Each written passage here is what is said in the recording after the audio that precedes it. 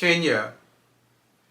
Protester dead as Kenyans renew demands for president to step down.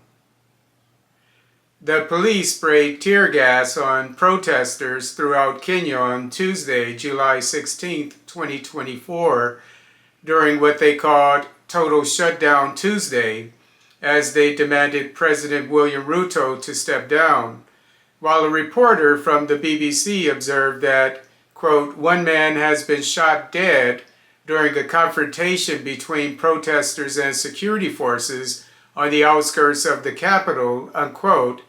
A reporter from Reuters, quote, saw the body of one protester lying on the ground with blood oozing from a head wound, unquote.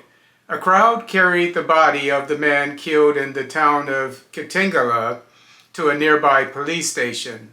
The police had been shooting into a crowd of hundreds of protesters throwing rocks in the town of Kitengela.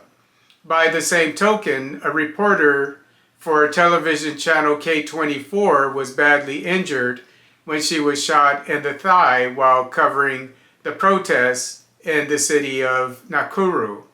The demonstrations began on June 18th to protest a proposed tax bill to raise an additional $2.7 billion to reduce the deficit, but morphed into a cry for Ruto to step down after scrapping the bill that was signed by Parliament.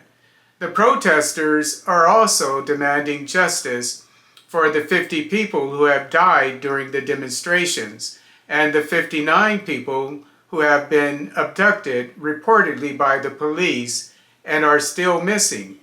After firing all but one of his cabinet members and encouraging his police chief to resign, Ruto announced that multisectoral talks would take place this week to address the complaints of the demonstrators.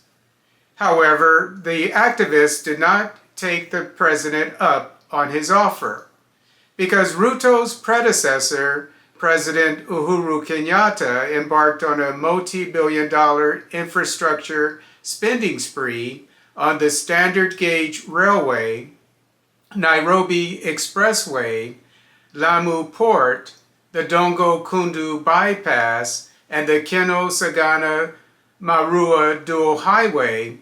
The nation must now spend over 30% of its revenues on the interest of its $82 billion debt. The Kenyatta administration borrowed roughly $73 billion.